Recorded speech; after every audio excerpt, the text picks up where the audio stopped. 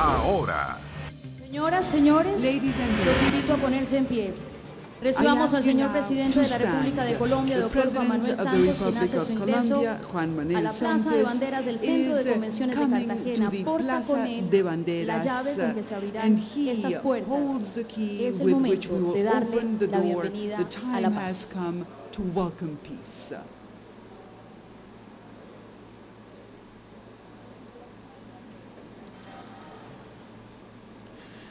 Sí, para quienes se integran a nuestra sintonía, estamos junto a Carla Zunino y también estamos acompañados de José Luis Parra, analista colombiano del Centro de Investigación de la Universidad Católica, para ir comentando este momento que está siendo observado por miles de personas, millones de personas en el mundo. José Luis, me imagino muy emotivo para ti. Sí. Y al ministro de Relaciones Exteriores del Reino de Noruega, Borge Brende. Bueno, todos vestidos de blanco, también evidentemente un simbolismo por la paz, y se está saludando a los jefes de Estado que acompañan a este proceso, y ahí vemos a la presidenta Bachelet. Nicolás Maduro, Raúl Castro también. Rafael Correa, del Ecuador. 27 cancilleres acompañando. Salvador Sánchez, de El Salvador. Han sido 4 años, 4 años donde se han dado las negociaciones, donde se han sentado las bases para este acuerdo, donde ha habido países que acompañan de alguna manera ese diálogo, entre otros el nuestro. Países que además van a tener que acompañar esta transición de un acuerdo que debe ser ratificado, recordemos, por el pueblo colombiano este día domingo en un plebiscito donde se les va a preguntar si quieren una paz estable y duradera en Colombia, tomando como base este acuerdo que tiene varios puntos, José Luis, que abren varios desafíos por delante, porque también aquí, por un lado, tiene que haber una desmovilización, un desarme. Eso va a significar un costo alto para el Estado colombiano, que es uno de los puntos de reparo, donde además se debe garantizar que algunas personas integrantes de la guerrilla puedan tener mayor participación democrática, primero con voz y sin voto, para ir migrando hasta la posibilidad de que sea con voto. ¿Cómo ves tú esto, que es el mayor desafío finalmente, y que han sido también las críticas de gente que se opone a este pacto, que también los ha habido, como hoy día senador Álvaro Uribe, expresidente Andrés Pastrana, que han estado de alguna manera encabezando la oposición? Correcto, sí, el acuerdo de paz está centrado en 6 pilares, como tú muy bien lo describías. Uno de ellos tiene que ver con el tema agrario, que realmente fue donde partió el conflicto en Colombia, porque en esos entonces el 0,4% de unas personas tenían más del 45% de las tierras en Colombia. Entonces había una gran concentración y las FARC nacen, digamos, tratando de cambiar, digamos, de que las posesiones de la tierra fueran compartidas por más personas. Está el tema de la participación política, está el tema del desarme y la dejación de las armas, lo cual es supremamente relevante. Entonces, yo diría que son 6 pilares y cada uno de ellos bastante complejos. El tema de la participación política, lo cual implica que ellos van a tener por 2 periodos de 4 años 5 curules tanto en el Senado como en la Cámara. Pero además se abre la posibilidad, y esto implicaría cambio en la Constitución, de que las 16 zonas que más han sufrido por el tema del conflicto de las FARC y del ejército en Colombia, puedan tener acceso a otras 16 curules, pero no solamente para las FARC, sino para la población, digamos, de esas 16 zonas que han tenido problemas de desplazamiento y todo lo que nosotros hemos conocido. Entonces, eso también es un tema de mucho conflicto, porque hoy las FARC cuentan alrededor de 7.000 personas armadas. Sí, quisiera escuchar un poquito el ambiente para seguir luego el análisis, para ir escuchando y viendo un poco los momentos que son van a ir parte de los hitos de la ceremonia. Entiendo, José Luis, que acá se registra, ¿verdad?, el himno patrio colombiano con una banda musical que es de una localidad cercana a Cartagena de Indias, es una banda del municipio la que está ahí acompañándolos, ¿no? Es correcto.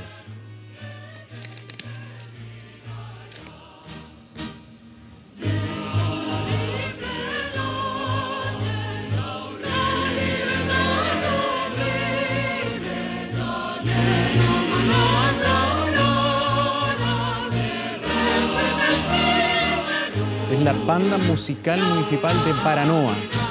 Cerca ahí en Cartagena. Está a pocos kilómetros de Cartagena de Indias.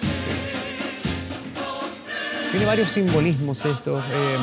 Entiendo que la firma de la paz se va a hacer con un denominado palígrafo. En vez de polígrafo. Un lápiz fabricado con una bala, que fue encontrado uno de los casquillos en los tantos enfrentamientos, y de manera simbólica el acuerdo de paz se sella con ese elemento. Se mandó a fabricar especialmente para esto.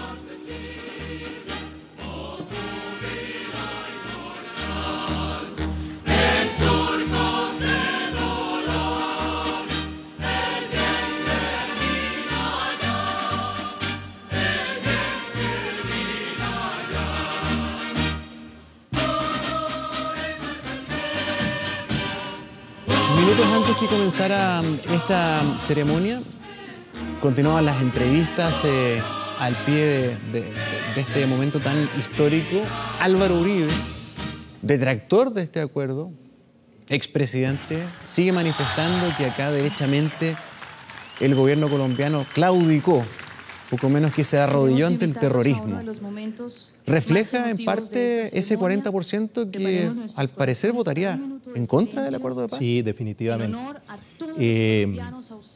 Hay un 40% de personas que han sufrido, no un 40, son alrededor de 13,5 millones de personas que han sufrido en estos 52 años por el conflicto. Y por supuesto la entrega de tierras, el tema de la participación en la política al entregar por derecho propio 10 curules, como mencionábamos, 5 en el Senado y 5 en la Cámara, pues hace que muchos detractores consideren que se está, digamos, rindiendo frente a la guerrilla. Y principalmente yo te diría que el mayor punto de conflicto es que no van a pisar la cárcel. Eso te iba a preguntar. Yo creo que el punto más sensible de este acuerdo es lo que algunos leen como impunidad. El decir, bueno, el costo de esta negociación y el tener por fin la apreciada y anhelada paz significa también renunciar a que haya condenas en los casos de violación a derechos de lesa humanidad. ¿Qué pasa con este punto? ¿Qué pasa con las víctimas? Algo que es irreparable probablemente, pero ¿se le ha consultado a las víctimas? ¿Las víctimas han tenido alguna participación en el acuerdo? ¿Las víctimas están a favor de esto, o a las víctimas y familiares de personas que a lo mejor desaparecieron o fueron asesinadas, esto les parece un costo demasiado alto, la impunidad, en definitiva? No, sí se le hizo consulta a las víctimas de ambos, porque también hay víctimas del ejército y hay víctimas, por supuesto, también de la guerrilla. Y dentro del proceso de negociación se consultó en distintas partes de la República, del país, a personas que habían sido víctimas. Y uno encuentra de ambos lados, tanto de la guerrilla como del ejército, que están dispuestos a perdonar y que están dispuestos a que realmente se termine el conflicto, como hay otras personas que tienen que ser también respetadas, que no están de acuerdo con el proceso de paz. Yo te diría que lo más, como partíamos en la conversación con Gonzalo, es que hoy debería ser un día de júbilo del 80% de la población, y no lo es. Y hoy cualquier persona que esté a favor es digamos, castigada, o que esté a favor del sí igualmente. Entonces yo creo que ese tema refleja mucho la problemática de Colombia. Es común también en todo proceso de acuerdos y de transiciones se genera una polarización, porque no todos están de acuerdo, y para avanzar en estos acuerdos tan importantes pasa muchos años, como tú lo decías. Nosotros no vivimos una guerra larga como ustedes, pero sí vivimos momentos muy duros después del 73. Y también conocimos, y todavía somos testigos, que hay muchos temas no resueltos. Han pasado casi 50 años, 40 y tantos, y seguimos con diferencias de opinión, y todavía hay familias que exigen justicia. Y algunos, claro, en muchos instantes vieron que el mundo político hizo muchas concesiones o transacciones, y todo se hizo en la medida de lo posible, como lo dijo el fallecido presidente Elwin. Bueno, hoy día en Colombia está pasando algo parecido. Se está llegando a un acuerdo de paz en la medida de lo posible. Así es. Sí, definitivamente yo creo que cuando uno llega a una mesa de negociaciones, cada parte está tratando de sacar lo mejor para la parte que representa. Entonces uno en ese sentido tiene que pensar bien intencionado de que la gente por ambas partes, tanto por el gobierno como por la guerrilla, cada uno trató de sacar lo mejor para sí. Ahora, eso, insisto, visto desde las personas que han sufrido, esto es súper complejo de explicárselos, pero definitivamente si acá no se actúa más con el corazón que con la razón, no vamos a poder llegar nunca a un acuerdo de paz. Porque vía la aniquilación, vía las armas, este conflicto va a perdurar. Ahora, Juan Manuel Santos sin duda hoy día se anota en una página de la historia. Y no de la historia colombiana nomás, de la historia mundial, como de una u otra manera el artífice político o quien pudo llevar a cabo algo que hace pocos años atrás era imposible. Muchos lo van a criticar, pero tal vez la historia le da la razón.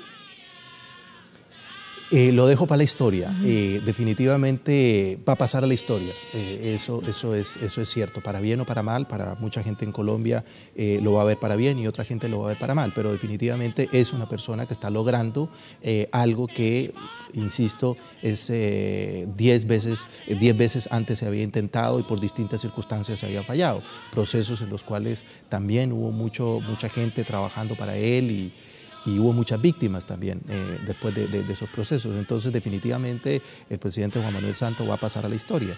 Este es un acuerdo entre el gobierno colombiano y las FARC. ¿Qué pasa con otros grupos violentistas que ha habido en Colombia? Está el Ejército para la Liberación Nacional, hay grupos paramilitares. ¿Ellos entran dentro de este acuerdo de alguna manera?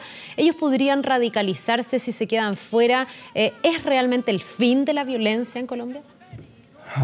Es una muy buena pregunta porque el otro grupo es el ELN, en el cual hay alrededor de 2.500 guerrilleros y ellos no están entrando en este proceso de paz. Ya se ofreció Ecuador para prestar parte de su territorio y comenzar el proceso de negociación con el ELN. Y también hay otros grupos pequeños y en el tema de los paramilitares tampoco está considerado dentro de este acuerdo de paz. Y ese es el problema que va a haber también posterior a la firma, y es todo el tema de la delincuencia común. Gente que no va a querer acogerse a esto, que toda la vida ha vivido de las armas, del secuestro, del narcotráfico, y que no va a reinventarse, por llamarlo de alguna manera, profesionalmente, va a ir a estudiar, como algunos guerrilleros jóvenes lo han expresado. El deseo de estudiar una carrera profesional, titularse e integrarse a la vida civil. Entonces, ese es otro problema que lo vemos hoy en Guatemala y en El Salvador. Es interesante este punto que tú tocas, porque a uno le cuesta hacerse como el perfil del guerrillero, ¿no? ¿Qué tan jerarquizados están? ¿Cuánto se asume? ¿Qué representación tiene en este caso el líder Timoshenko respecto de las bases de las FARC? Respecto del guerrillero que está hoy día en la selva y que va a ser combinado a salir de ahí y a empezar con una vida ¿cuánto lo van a seguir? Normal. Adecuarse a los parámetros lógicos de una sociedad. ¿Hasta qué punto esto es representativo de los 7.000 de las FARC, más los 2.500 que tú me dices del Ejército de Liberación Nacional, más los grupos paramilitares? ¿Cómo se invita o se integra a personas que han estado fuera de las como didácticas lógicas de una sociedad? Es muy complejo. Ahora, el tema de las FARC siempre funcionó de una manera, llamémosla desde el punto de vista militar, muy bien. Eran personas que si se salían de ahí solamente tenían la muerte. Entonces había un adiestramiento muy estricto dentro de las filas de la FARC. Y sabemos de mucha gente que desertó, sobre todo en el gobierno de Álvaro Uribe, un grupo no menor de personas fueron capaces de desertar, dado el acorralamiento que se hizo en el gobierno de Álvaro Uribe. Y eso también hay que reconocerlo. Sí, el problema en Colombia es que no somos capaces de reconocer lo bueno que hace el de al lado. Hoy se está llegando a este proceso de paz porque en el gobierno anterior de Álvaro Uribe hubo un acorralamiento y vía tácticas militares se disminuyó de 18.000 a 7.000. Se debilitó a las FARC. Se debilitaron y definitivamente la FARC dijo también, entendieron que la única manera de poder... Pero déjame entender este punto, José Luis. Dentro de la FARC, ¿uno podría pensar que este acuerdo alguna vez se bajó a las bases? ¿O esta es una decisión que toman los líderes de la guerrilla? Te lo pregunto porque aquí, claro, mientras está el poder, las armas, el combate, probablemente hay una ascendencia, hay una jerarquía. La pregunta es cuando todo eso no exista y se desarme, si esa gente va a respetar el acuerdo. Perdón, las bases, estamos viendo ahí ya el momento de la firma. El momento que va a quedar en la historia.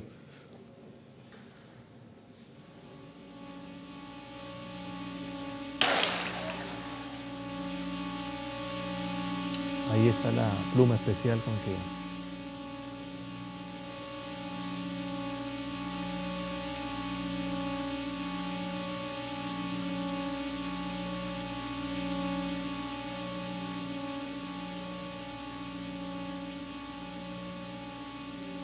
¿Qué es lo que le ha entregado Santos a Londoño?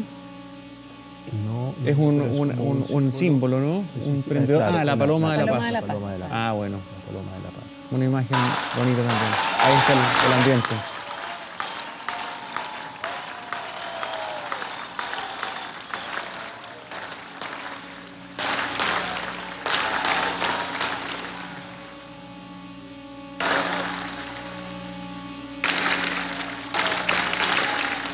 Felipe González.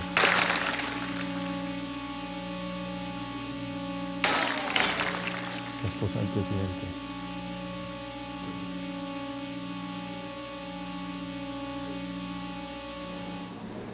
Bueno, ahí podemos observar y ser testigos, ¿no?, de la firma de este acuerdo. Ahí tenemos algunos problemas en el origen de la señal y en el audio ambiente, pero veíamos ahí profunda emoción de los muchos asistentes que están presentes ahí en Cartagena de Indias. Ahí está la bala, ¿no? El famoso balígrafo.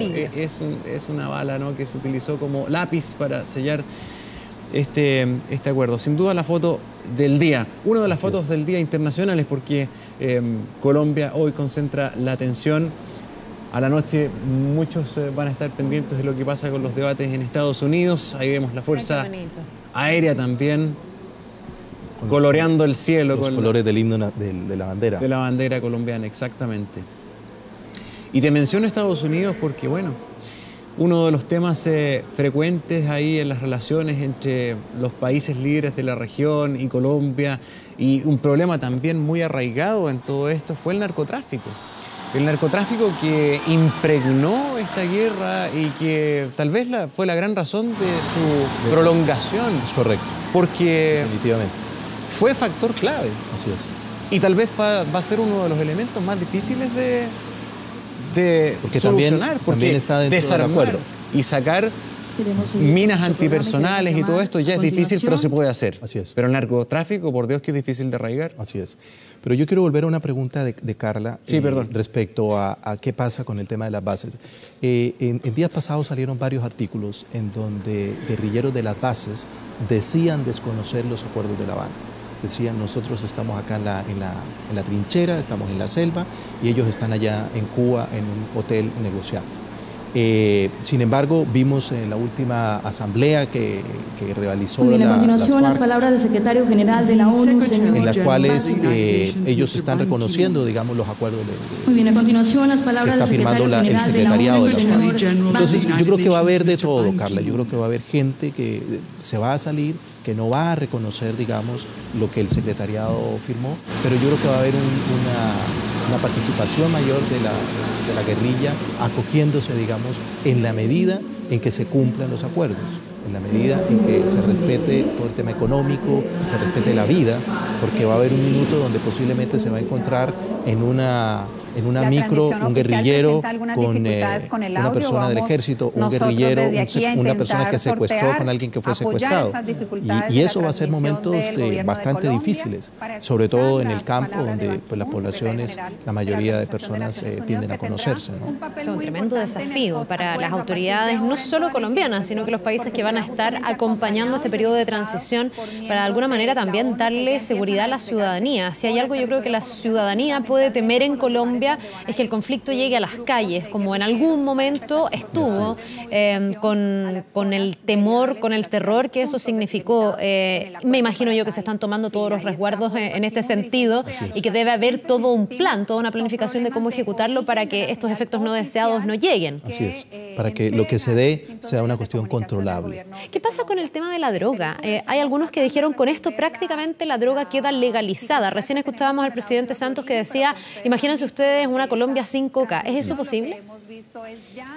Mira, el tema de la droga es algo que es tan antiguo y donde hay una forma de obtener dinero de una manera tan brutal, donde en Colombia el producir en una hectárea cuesta alrededor de $600 y se vende en $15.000, $20.000, $35.000 en el exterior. Un negocio demasiado lucrativo. Es demasiado lucrativo, estamos hablando de 1.500, 2.000%, o sea, son cifras estratosféricas, entonces es muy difícil. Lo que ha pasado con el tema de la droga, si uno ve el tema del opio allá en los años 1800 en la China, etcétera, cómo migró a México, luego migró a otros países, a Turquía, o sea, en el tema de la droga yo creo que esto es algo que